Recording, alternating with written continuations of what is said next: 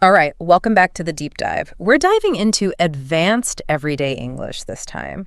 We've got Stephen Collins' book. It's not like, your typical grammar textbook, I'll tell you that. Oh, no, not at all. Yeah. It's much more exciting than that. Yeah, it's packed with these colorful idioms and expressions, stuff you wouldn't find in, just your average English class. Definitely. What I think is so cool about this book is that it's not just defining the words, it's showing you how to use them. Right. How to actually weave them into your conversations and, add that extra layer of nuance and really make your English sound more authentic. Yeah, totally. Okay, so let's just jump right in. Okay. One that I saw, I was like, oh, to rub someone up the wrong way. I mean, who hasn't met someone who just knows how to push your buttons? Right. It's funny how that idiom really captures that subtle way that, we can irritate each other, sometimes without even realizing it. Yeah. The book gives an example of someone who brags a lot. Uh-huh. And that rubs another person the wrong way. Yeah. It's not just being annoyed. It's a very specific type of, irritation. Right. That comes from, those personality clashes. Yeah. Or just, different opinions. Yeah, totally. It's like nails on a chalkboard, but for your soul. Yeah. Speaking of feeling irritated, how about this one? To do one's head in. Oh, yeah. Perfectly captures that feeling of being overwhelmed and frustrated. Mm-hmm. It's like, when you're trying to put together, I don't know, some furniture. Yeah. And the instructions are written in hieroglyphics or something. Absolutely. I think the book mentions how it's that you're stressed. Yeah. But this is you've hit your limit. Yeah. You've been troubleshooting the computer for hours and you just want to chuck the whole thing out the window. Oh, been there. Yeah. And while we're talking about kind of, these big emotions, how about to be gutted? This one hit me right in the feels. Yeah. That feeling of devastation, when your team loses, in the final seconds of a huge game. Yeah, or it's such a powerful image. Yeah. Of emptiness and despair. Yeah. It's so much more evocative than just saying, I'm sad. Right. It's that raw emotion. Totally. All right. Let's go to something a little lighter, a little more fun. Okay. How about to get a kick out of something? Oh, yeah. I love that word. This one just makes me smile. It's about finding pure joy, excitement in something. I don't know, you discover a hidden talent or you try a new recipe. It's delicious. What I love about that one is the energy of it. Yeah. It's not just enjoying something. Right. It's that burst of, yes, pleasure. Yes. From something unexpected or exciting. It's when you finally figure out that puzzle. Yeah. You've been working on for days. And it's contagious. Yes. When someone else is genuinely excited about something. Yeah. Just get swept up in it. Absolutely. Okay, this next one I feel like it's a little tricky. To be past it, I feel like this is often used humorously. Right. To suggest that, someone's getting a little too old for something. Uh-huh. But there's a fine line, I think, between playful teasing and then, unintentional offense. Yeah, you're right. The context is everything. It's all about the intention. Yeah. And, it can be that lighthearted way to acknowledge, time is passing. Right. But, if it's not used sensitively, it can be dismissive. Right. Even ageist. Yeah. So, think before you speak. Right? Especially with things like that. Okay, back to some fun ones. Once in a blue moon. This one's pretty self-explanatory, right? It is something that happens very rarely. Yeah. What I find interesting is the book highlights how it's often used when people are complaining. Right. About how infrequent something is. Yeah. They're emphasizing the frustration. Yeah, totally. Oh, this amazing thing happens so rarely, I might as well just give up all hope. Exactly, yeah. Okay, so for the go-getters out there, we've got to psych oneself up for something. Oh, yeah. This is all about mental preparation, positive self-talk. When you're facing a challenge. It's about using, your mind to influence how you're going to do. Right. Think of an athlete visualizing their success before a big competition. Yeah. Or, a musician calming their nerves before a concert. Yeah. It's really interesting how language can be used as that tool. Yeah. For, self-motivation. Right. Totally. And empowerment. And sometimes we need all the mental strength we can get. Yeah, for sure. Especially when, shall we say, we are skint. Oh, skint. I love that word. I love that word. Such a colorful way to say broke, short on money. And using slang like that well, Yeah. it could really demonstrate, that you have a grasp of informal English. Right. You're comfortable with that more like playful, expressive side of the language. Absolutely, yeah. Speaking of expressive language, how about clutching at straws? This is such a vivid way to describe that feeling of like desperation when you're holding on to like the slimmest sliver of hope, even when logic is telling you like it's probably not going to happen. What's so interesting about this one is where it comes from. Okay. It's actually from the image of like a drowning person. Oh, wow. Desperately grabbing anything, even straws, to stay afloat. Wow. So it just like perfectly encapsulates that feeling. Wow. That is so interesting. Okay. And last but not least, we have one that's shrouded in a bit of mystery. Okay. A dark horse. That person who seems to come out of nowhere and surprise everyone. Like hidden talents, unexpected success. I love that one. It's a good reminder to never underestimate anyone. Yeah. Even those who fly under the radar. Yeah, for sure. It's like discovering a hidden gem, or witnessing like a burst of brilliance. There's a certain thrill to that, Absolutely. And dark horse is a really great example of how language evolves over time. Okay. It started in horse racing, Right.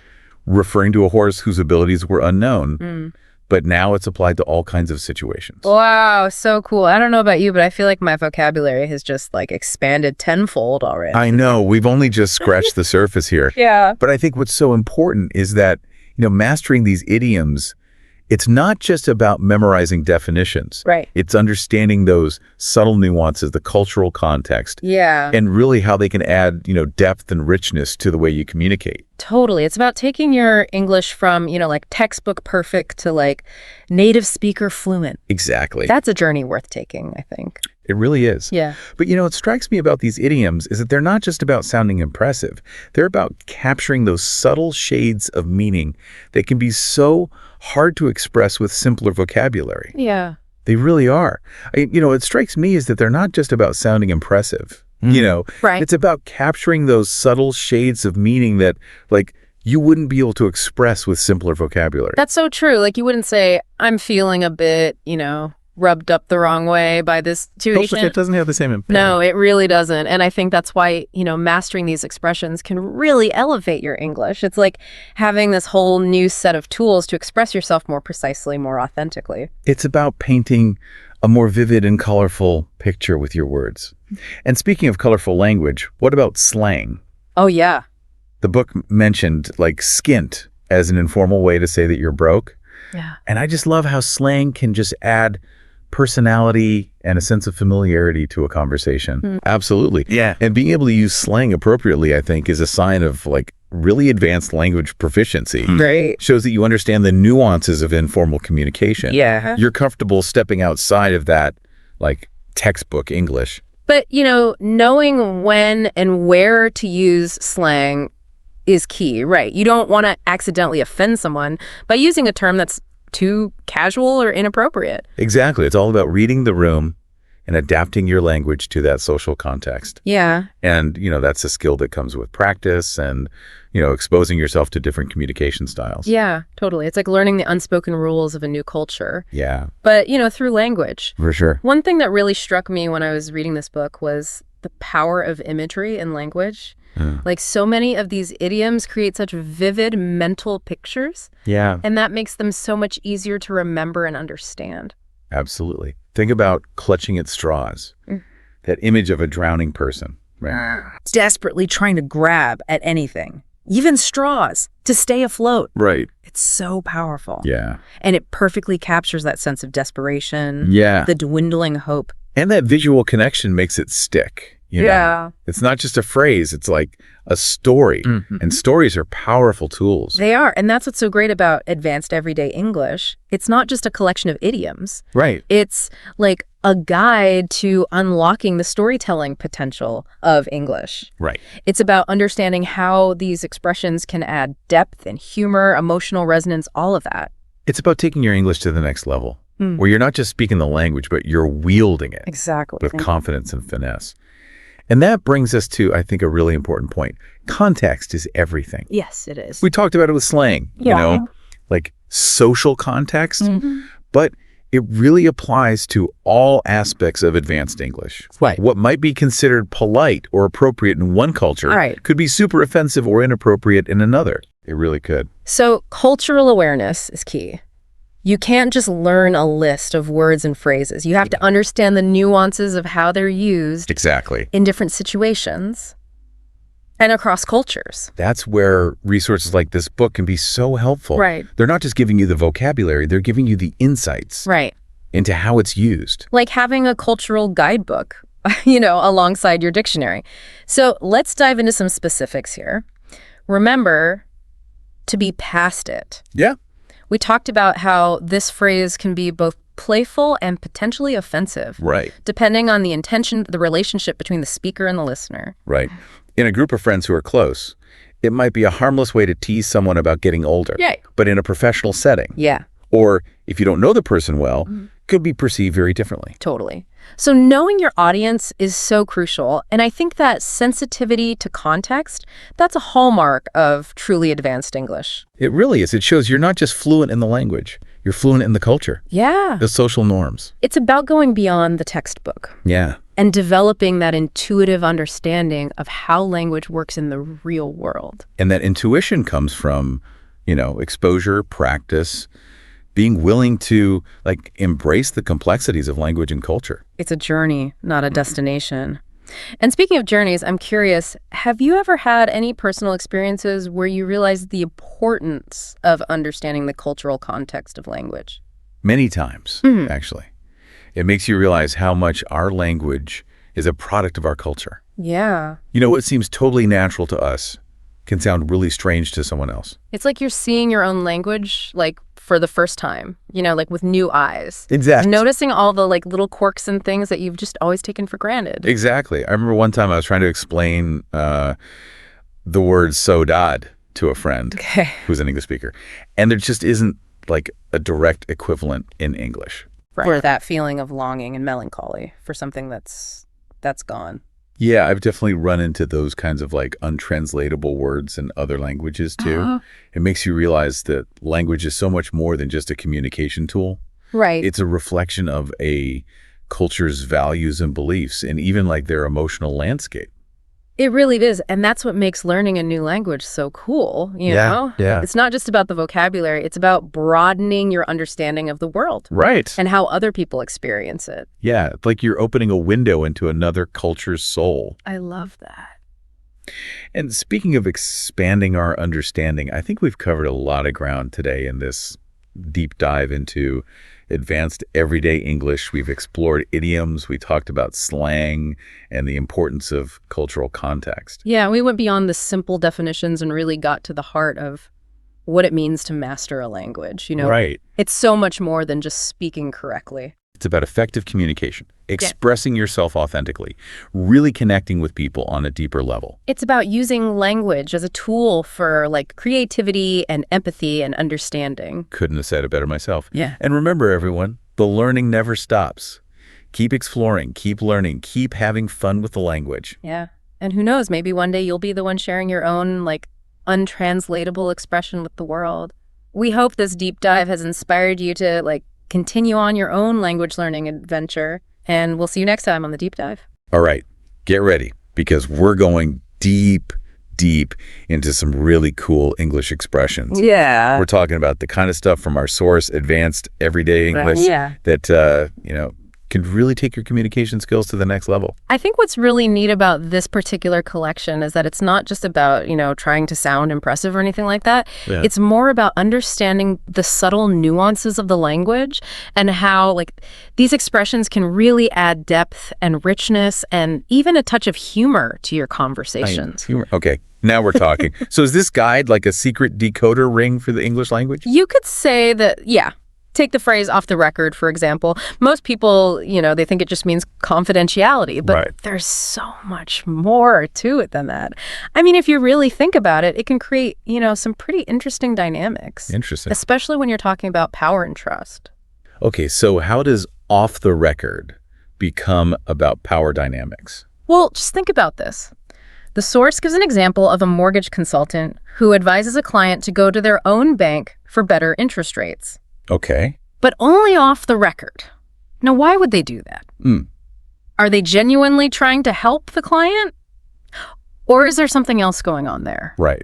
Maybe a way to undermine their own company. I mean, that's a good point. Suddenly it just gets a lot more complicated. It does, yeah. Who benefits the most from this kind of off-the-record advice? Right. Is it genuine goodwill, or is it a power play? Yeah.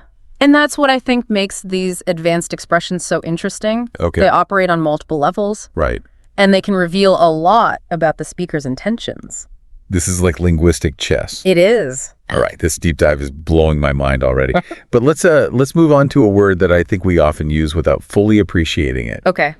And that word is outgoing. We all know it describes someone who's, sociable, Sure. extroverted. Yeah. But I feel like there's more to it than that. There is a lot more to it. Outgoing can also refer to expenses, right? Like if you're, calculating the outgoing costs on a property. Right. Or it can also describe like a departing official. Interesting. Like an outgoing president. Picture a job ad. Like they're looking for an outgoing sales assistant. Yeah. And then in another situation, picture a town saying farewell to their outgoing president. Yeah. Wow. Very different situations. It's all about context, isn't it? It is, yeah. The same word can completely change its meaning depending on the situation. Yeah. So how do we make sure we're using these words correctly? Well, that's where, continuous learning comes in.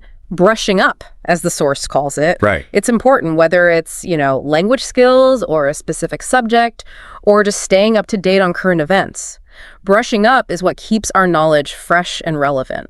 So it's not about just cramming in all this information and then, calling it a day. No. It's about updating, refining what we know. Yeah. I like that.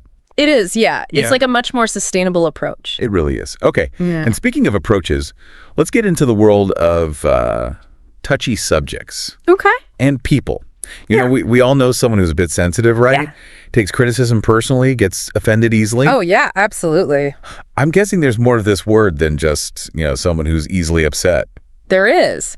The example that the source gives contrasts touchy with thick-skinned. Okay. And it suggests a whole spectrum of emotional resilience.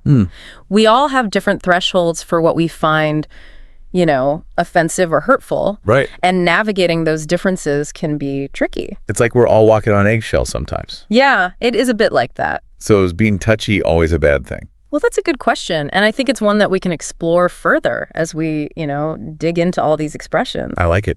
Okay, let's shift gears for a minute and talk about something that can be both, comforting and incredibly frustrating. All right. Cliches. Cliches, yes. Those phrases we've all heard a million times. A million times, yeah. They've kind of lost all their meaning. Like I can practically hear a football manager saying, "We gave 110% out there." Yeah, exactly. Why do they persist? Why do we keep using them? That's a good question. I think part of it is that they provide a sense of familiarity Yeah. and comfort. It's like a well-worn path in our brains, Yeah. easy to follow, Right. and not very exciting. So how do we avoid sounding like a broken record? Do we need to ban cliches from our vocabulary? Well, that's an interesting question. It's one we'll definitely be getting into as we continue this deep dive. Okay, good. But first, I want to lay out another really versatile phrase. Ooh, lay it on me. I like this. Lay out. Yeah. To lay out, it can mean, presenting information clearly. Right. Like laying out proposals in a booklet. Makes sense. It can also describe designing a space, like laying out a garden. Okay. And of course, it can also mean, reluctantly spending money. Oh, I've been there. Like when you have to lay out a small fortune for unexpected car repairs. Oh, tell me about it. So laying out can be about strategic planning, but also, the begrudging act of spending money you weren't planning on spending. Yeah, exactly. It covers quite a lot. Very adaptable phrase. It is. Sometimes I feel like a bit of a dog's body, especially in, the grand scheme of things. Oh, the dog's body, yeah. Running around doing those little tasks that nobody else wants to do. Well, our source actually has this fascinating story about Ted Davies. Okay. Now, he started his career as a football club. Dog's body, cleaning boots, doing odd jobs. Interesting. Now, Right. Ted, he didn't let his, humble beginnings define him. Good for him. He used those experiences to learn and grow, Right. eventually becoming a successful football manager. Wow.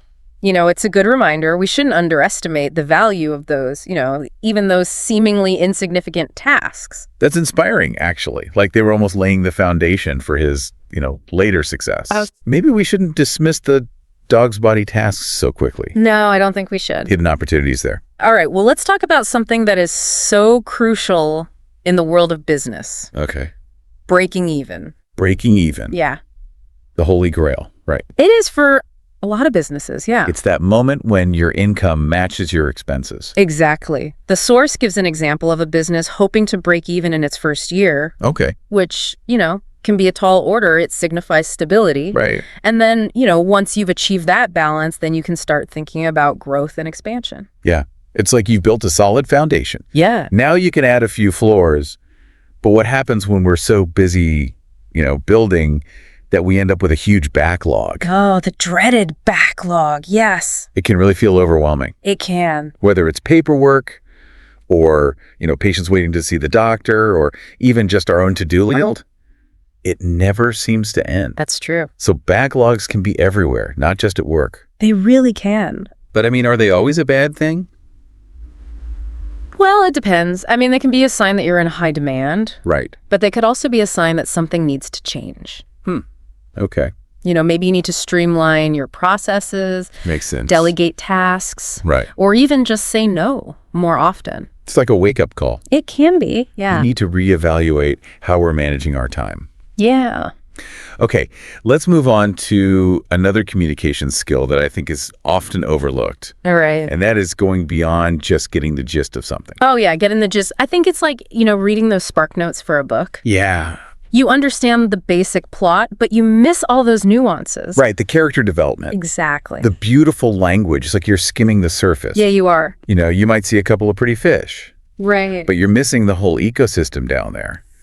So how do we move beyond getting the gist and really engage with, the information? Yeah, that's a really good question. One that I think we should explore a little further as we continue our deep dive into advanced everyday English. Let's do it. But first, I think we should shift our attention to something a little more exciting.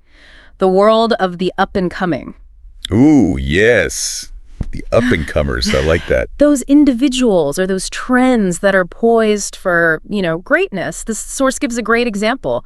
Young politicians who are already skilled at, navigating legislation, foreign languages. Wow. It's like they're already fluent in the language of power. They are. They're the rising stars. How do we identify these future leaders? Well, I think it's a combination of factors. Okay. They often possess, a unique blend of talent, vision, and this willingness to challenge the status quo. It's like they're already writing the next chapter of history. Yeah, they are. While the current chapter is still being written. But is it always about being bold and disruptive?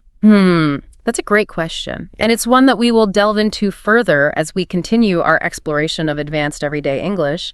All right. Sounds good. So we were talking about these young, up-and-coming politicians. Right, those rising stars. But, up-and-coming isn't just limited to people. It can apply to, trends and ideas as well, things that are, gaining momentum. Right, on the verge of becoming the next big thing. Yeah. So how do we spot these trends? Is there like a secret formula or something? I wish there was. But I think it's a matter of, paying attention, keeping your finger on the pulse, so to speak, reading, observing, talking to people, really immersing yourself in the world around you. So it's about being curious, staying informed. Exactly. And also, not being afraid to think outside the box, challenge those conventional assumptions. Okay. So be curious, challenge assumptions. Yeah. Got it. Now let's talk about something that can be a little bit tricky. Right. The whole idea of, framing our thoughts. Framing, yeah. How we use language to shape the way that people perceive our message. Because it really does matter, doesn't it? It does, yeah. Even those seemingly simple choices like, active versus passive voice or, choosing specific adjectives, it can have a huge impact. It can. The example that the source gives is the phrase up in the air. Okay, up in the air. On the surface, it just means, uncertain. Right, like plans for the weekend that haven't been finalized. Exactly. But the way we use it can convey a whole range of emotions. Right. Imagine like a business owner telling their employees that their jobs are up in the air. Oh, yeah. Because of financial difficulties. Oh, that takes on a whole new meaning. It does. It's suddenly loaded with anxiety, uncertainty. So it's not just the words themselves. No. It's how we use them. Yeah, it's about creating a mood. Okay. So much to think about. All right, another expression that we all encounter from time to time, and it's not always pleasant. Right. To rub someone up the wrong way. Oh, yeah, we all know that person. Ugh, yes. That person who just, I don't know, they just get under your skin. They do. And they might not even mean to. Right. But something about them, just rubs us the wrong way. So why is that? Why do some people have that effect? It's a good question. Is it a personality clash? A difference in values? Who knows? The phrase itself, though, rubbing someone up the wrong way, really does suggest a kind of fundamental incompatibility. Right, yeah. Two gears grinding against each other. Oof, yeah. Creating that friction. Yeah, and friction can, generate heat. Ooh, I see where you're going with this. And rubbing someone up the wrong way, well, that can lead to conflict. Yeah. Resentment. Right. Even like a breakdown in communication. Okay. I'm going to try to be more mindful about how I'm rubbing people. Yeah. And speaking of breakdowns, let's talk about that moment when we finally reach our breaking point. The final straw or the last straw. Yes, it's that one event or action that just pushes us over the edge. Right. Like, I don't know, you've been putting up with a lot of nonsense. You have, yeah. And then suddenly there's this one thing and that's it, I'm done. Exactly. You've had enough. It's like that old saying, the straw that broke the camel's back. It really is. So how do we know when we've reached that point? That's a really good question, an important one too. And I think it's something we should talk about more as we continue our deep dive into advanced everyday English. Okay, sounds good. But first, I want to focus on another really crucial communication skill. Okay. The ability to weigh up different sides of a situation before making a judgment. Weigh up. Okay, what does that mean, to weigh up something? Well, it means taking a step back. Okay. Gathering information. Right. Analyzing the pros and cons. Looking at it from different angles. Exactly. And, considering different perspectives before you actually reach a conclusion. It's like being a judge. You have to examine all the evidence. You do. Before making a ruling. And that process of weighing up, it's so important. I can see that. Especially in those really complex situations. Yeah, where there's no easy answer. Yeah, it's about being thoughtful and deliberate. Okay, but sometimes even after we've, weighed up all the options, we still need more information. Right. So how do we draw out that information from someone who might not be so willing to share? Drawing out information. That is a skill. It is, yeah. You need finesse, you need strategy. It's like being a detective. It is a bit like that. You have to ask the right questions. Right. Create a sense of trust. Okay. Be patient. Let the information kind of come out naturally. Exactly. And that's such a valuable skill. It is, yeah. In all aspects of life, from personal relationships to professional negotiations. It's about connection. It is. All right. Well, sometimes I have to admit I feel completely baffled. Baffled, yeah. By certain situations, certain concepts. It's like my brain just hits a wall. Oh, we've all been there. Yeah. Those baffled moments. What is going on? Exactly. Like you're just lost in a maze. Right. With no way out. But is being baffled always a bad thing? That's a great question. And it's one that we can explore further as we delve deeper into advanced everyday English. Okay, let's do it. But first, I think we should shift our focus a little bit and talk about the importance of sometimes keeping a low profile. Keeping a low profile. Okay, I like that. Yeah. It's about, blending in. Right. Flying under the radar. Avoiding unnecessary attention. So why would someone choose to do that? Is it weakness? Or is it strategy? Ooh, good question. So when is it a good idea to keep a low profile? And when should we, stand up and be noticed? Those are good questions. They are. And they're questions we'll definitely address as we continue to explore advanced everyday English. Okay, good. But for now, I want to dive into a phrase that I think we all relate to, especially in today's, crazy busy world. Uh-oh, I know where this is going. The dreaded backlog. Oh, the backlog, that ever-growing mountain of stuff. Yes. Emails, tasks, just responsibilities. It never ends, does it? It really doesn't. So the question is, are backlogs always a bad thing? That's a good point. Hmm. Maybe they're a sign that we're, in high demand. Could be. We're just so popular we can't keep up. Right, that's one way to look at it. But they could also be a sign that something needs to change. Right. Maybe you need to, streamline those processes, delegate some tasks, or even just say no more often. It's about setting boundaries. It is, yeah. So sometimes a backlog is a wake-up call. It can be. We need to reevaluate how we're spending our time. Absolutely. Okay, so speaking of reevaluating, let's talk about a concept that's particularly relevant in the business world. All right. Breaking even. Breaking even. Yeah, the dream, right. For any entrepreneur. It is. It's that point when your income finally matches your expenses. Exactly. No profit, but no loss either. You're in the black. You are. The source gives the example of a business hoping to break even in its first year, which, can be a huge accomplishment for a new business. It's a sign of stability. It is, yeah. And it kind of lays the groundwork for future success. So it's like you've weathered the storm. Yeah. You've reached safe harbor. But what happens when we face, setbacks? Right. Challenges. How do we push through and come through those tough times? That is a really great question. And it's one that I think we should spend some time discussing as we delve deeper into advanced everyday English. I like it. But for now, I want to shift our focus to something a little more extraordinary, the realm of the unheard of. Ooh, okay, the unheard of. I like that. Yes, it refers to something so rare. Right. Or so unusual that it defies our expectations. Like stumbling upon, I don't know, like a hidden oasis. Yeah, In exactly. the middle of the desert. It's a moment of surprise, Yeah. and wonder. It challenges our assumptions. Okay.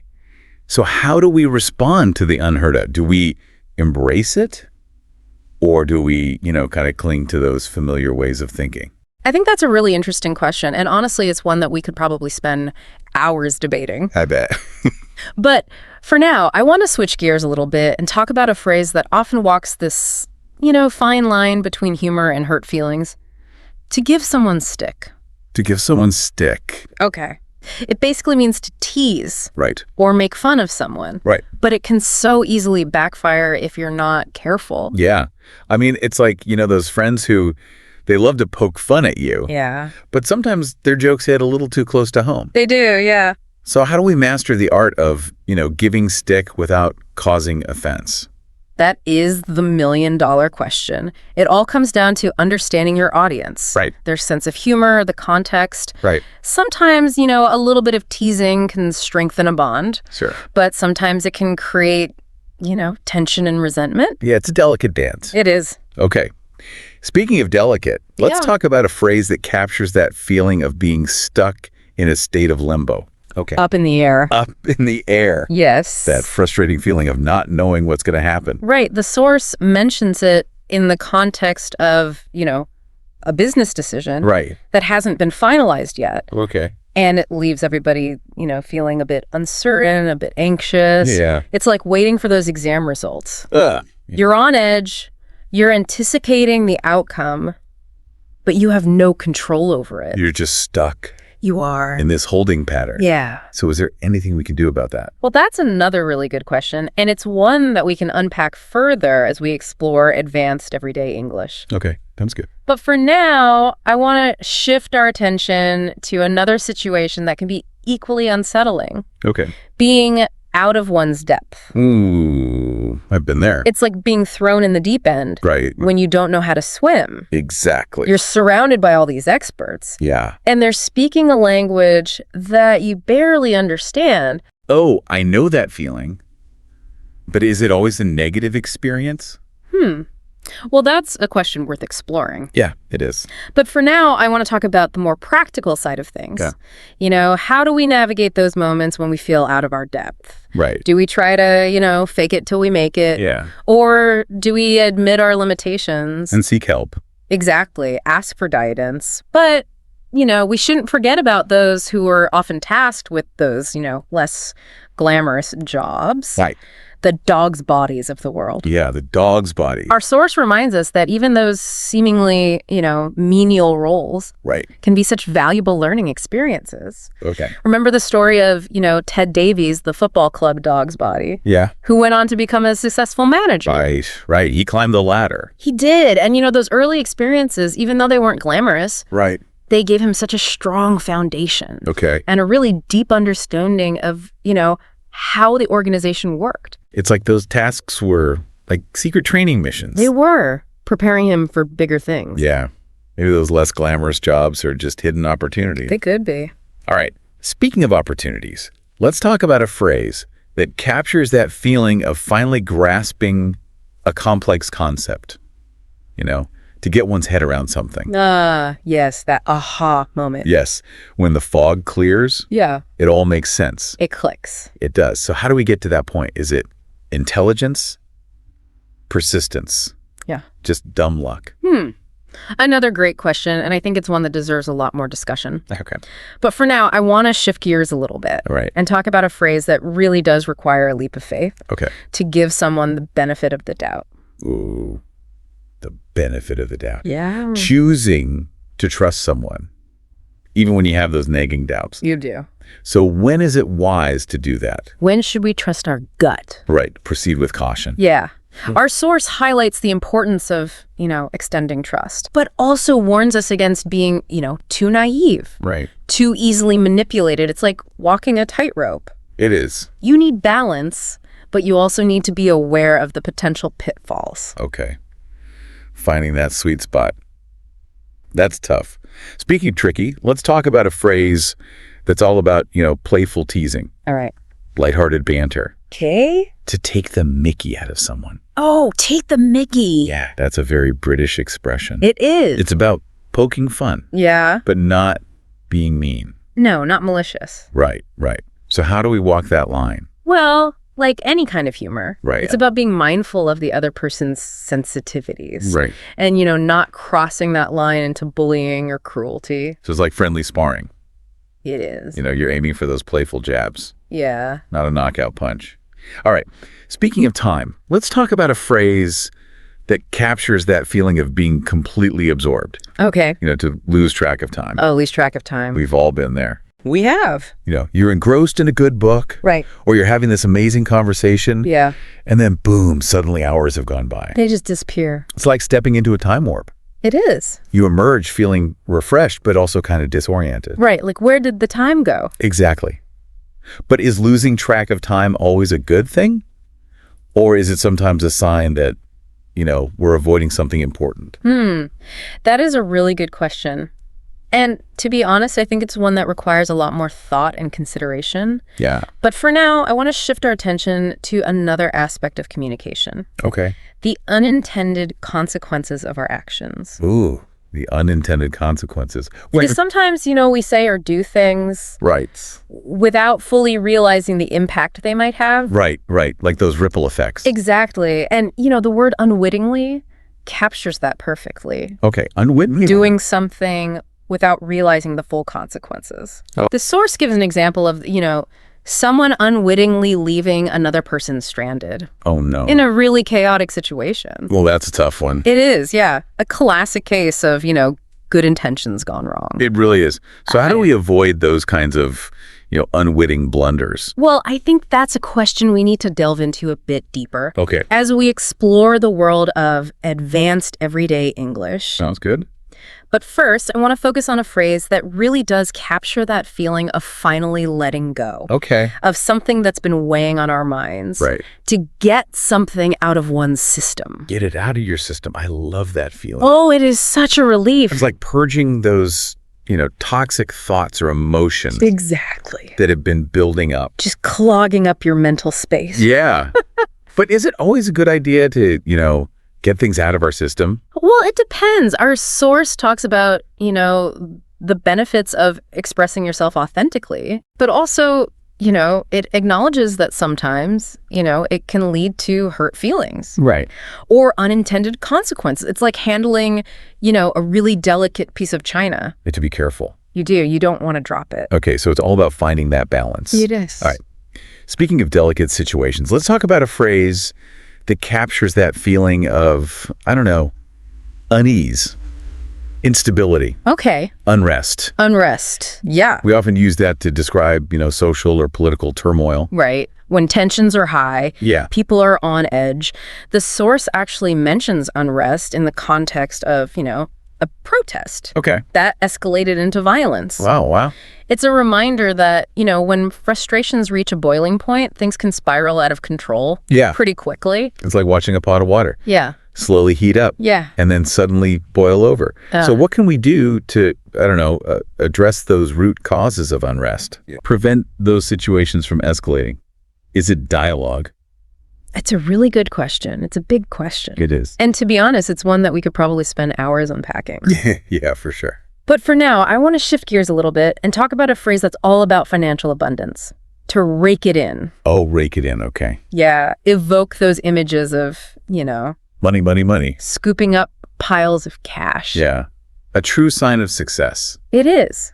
But is raking it in just about money? Good question. Or is there more to it? I think there might be. And I think it's something that we should definitely explore further as we continue our deep dive into advanced everyday English. Okay, let's do it. But first, I want to talk about another aspect of language learning. Okay. And that is the importance of going beyond just, skimming the surface. Skimming the surface, Yeah. right? Like reading the Wikipedia entry instead of the whole book. Exactly. The source really does emphasize the importance of engaging with information on a deeper level. Delving into those details, Right. uncovering the hidden layers of meaning. It's like the difference between looking at a painting from afar Yeah. and studying it up close. You get so much more out of it. You do. It's about depth of understanding. That's where the real insights lie. Oh, why? Okay, speaking of insights, let's talk about a word that captures that feeling of utter astonishment. All right. Gobsmacked. Gobsmacked. It's like being struck by lightning. It is. You're just speechless. Yeah. You're in shock. The source uses gobsmacked to describe someone's reaction to, an unexpected turn of events. Right. Pure surprise and disbelief. Exactly. Like, winning the lottery. Oh, yeah. Yeah. You're happy, You are. but you're also in shock. You are. It's a lot to process. But, let's not forget about those things that were once all the rage, Right. but have now kind of faded into obscurity. Okay. The source uses the term passé Passe. Yeah. to describe something that's just, outdated. No longer fashionable. Exactly. It's like, that old song Yeah. that you used to love. Right. But now it just makes you cringe a little. Makes you cringe. Passe evokes that sense of nostalgia. It does. But also, the recognition that times change. Right. Tastes change. What was once cool is now, yeah. Now it's just embarrassing. Yeah. Like looking at old photos of yourself. Exactly. What was I thinking? Okay, speaking of cringeworthy, let's talk about a word that really captures that feeling of, visceral disgust. Oh, okay. Squeamish. Squeamish, yeah. It's like, you see something gross. Right. You just want to look away. You want to run away. The source uses squeamish to describe, someone's reaction to the sight of blood Yeah. or gore. It's like that, ugh, It's that physical reaction. Yeah, it's like your stomach is doing flips It is. and you just want to escape. So is squeamishness just a physical reaction? Well, that's a really interesting question. And I think it's one that we could discuss at length. For sure. But for now, I want to shift our focus to something a little bit different. Okay. The importance of not dwelling on negative experiences. Ooh. Not dwelling on the negative. Yeah. Because we all do it, don't we? We do. We get stuck in those loops, Right. replaying past mistakes, Yeah. worrying about, what might happen. The what ifs. The what ifs. And our source really emphasizes the importance of focusing on the present, Right. letting go of the past. Easier said than done sometimes. It is. But dwelling on negativity, it just drains our energy. It does. And it prevents us from embracing those new opportunities. It's like carrying around a backpack full of rocks. It is. It weighs you down. Okay. So we need to lighten our mental load. We do. Focus on what we can control. Absolutely. But sometimes, even when we're trying to be, positive, we need a little extra boost. Yeah, we do. Our source suggests that we might need to psych ourselves up. Oh, psych ourselves up. Okay. Yeah. Like a pep talk. Exactly. For a challenging task or, a difficult situation, All right. It could involve visualization, Right. positive affirmations, Okay. or even just, taking a few deep breaths. Right. And reminding ourselves that we can do it. Exactly. It's about finding that inner strength. Okay. So we've psyched ourselves up, We have, but then we encounter, resistance or opposition. right? So when do we stand our ground Yeah. and when do we back down? That is a tough one. And our source talks about the strategic importance of, knowing when to fight Okay. and knowing when to retreat. Makes sense. Because sometimes backing down, it's not a sign of weakness. Right. It's a strategic move Yeah. to preserve your energy for, more important battles. It's like choosing your battles wisely. It is. It's a valuable skill. Okay. Well, speaking of things that can, drive us a little crazy, let's talk about a phrase that captures that feeling of utter exasperation. Right? To do one's head in. Oh, to do one's head in. That moment when you're ready to scream into a pillow. You are. What is going on? The source uses it to describe, that feeling of just being utterly overwhelmed, Yeah, driven to distraction. like your brain is on overload. It is. It needs a break. Yeah. It's like trying to, assemble that piece of furniture. Right. Where the instructions make absolutely no sense. Exactly. And you just want to give up. You just want to chuck the whole thing out the window. Yeah. So how do we manage those moments when, our heads are about to explode? Well, that's a great question. It is. And it's one that we'll definitely unpack further as we continue to explore advanced everyday English. Okay. But for now, I want to focus on a word that captures that feeling of, something being ongoing Okay. and seemingly inescapable. Right. Perpetual. Perpetual. Okay. Like, I don't know, that dripping faucet Yeah. that you can never, quote, seem to fix. Exactly. A constant source of annoyance. Yeah. It's like a little reminder that, some problems just don't go away. They don't. But is perpetual always negative? Ooh, good question. Could it be positive? I think it can be. It can also be used to describe things that are enduring, Okay. reliable, like, the perpetual cycle of the seasons. Right. Or, the perpetual bond of friendship. So it's all about perspective. It is. Sometimes what seems like a curse is actually, a blessing. It can be. Okay. Well, speaking of things that can be both good, and speaking of things that can be both good and bad, let's talk about a word that captures that feeling of, disappointment or even pity. Pathetic. Pathetic. Yeah, that's a tough one. It is. It's like, I don't know, like watching someone trip and fall and you feel bad for them. Right. But you also can't help but chuckle a little bit. Yeah, it's like, the source uses it to describe a performance that's just so lacking in effort or skill that it's almost painful to watch. Right. It's that, like someone tells a joke and it just falls flat. Yeah. And you just cringe hoping they'll recover. Yeah. But is it ever okay to call someone or something pathetic? Isn't that a little harsh? It really depends. Sometimes, it's used in a more lighthearted way. Like if you're, teasing a friend about their terrible cooking. Sure. But when it's directed at someone's efforts or character, then yeah, it can be pretty cutting. Okay.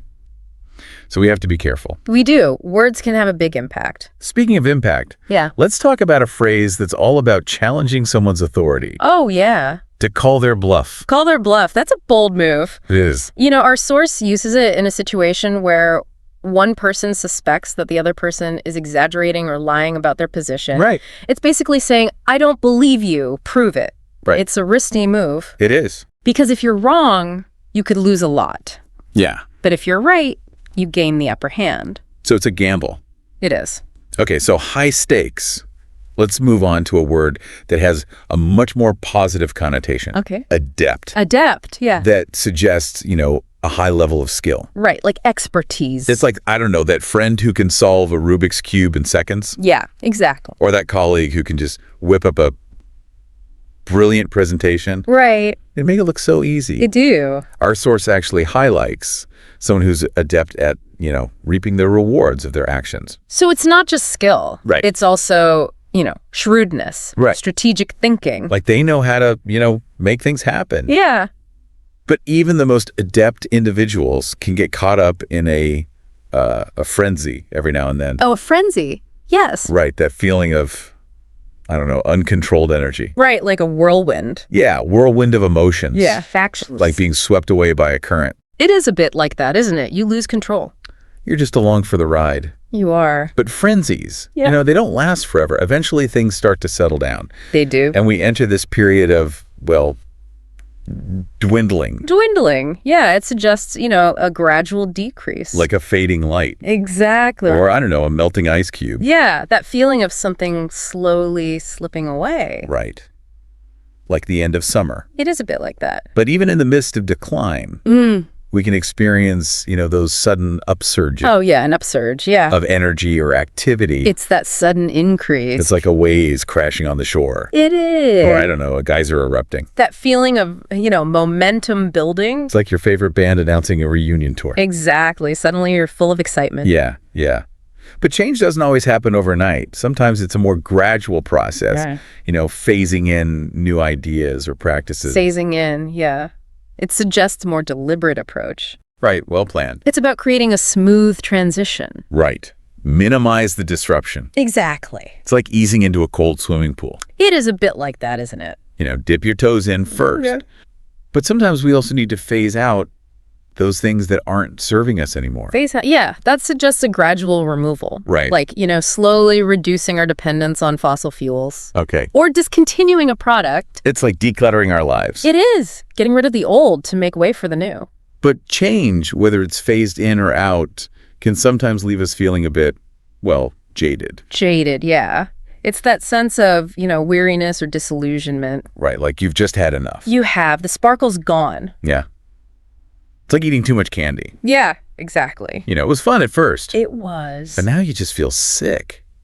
So how do we combat that jaded feeling? Do we need, like, a complete life overhaul? That's a really good question.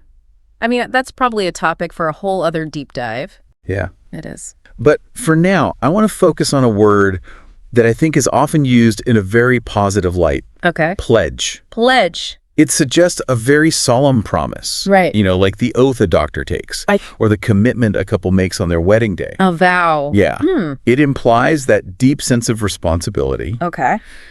The source mentions a politician making a pledge to support up-and-coming politicians. Right. And it really does highlight the importance of mentorship Right. and guidance, especially for those future leaders. Yeah, it's about paying it forward. And, I think as we wrap up our deep dive into advanced everyday English, that's a perfect note to end on. It is. It's not just about, sounding smarter or more sophisticated. Yeah. It's about using language to connect, to inspire, to make a real difference. Absolutely. And remember, this journey of language learning, it never really ends. It doesn't. There's always more to discover, always more to learn. I like that. So keep exploring, keep learning, keep having fun with it. This has been another fascinating deep dive into advanced everyday English. See you next time for more linguistic adventures.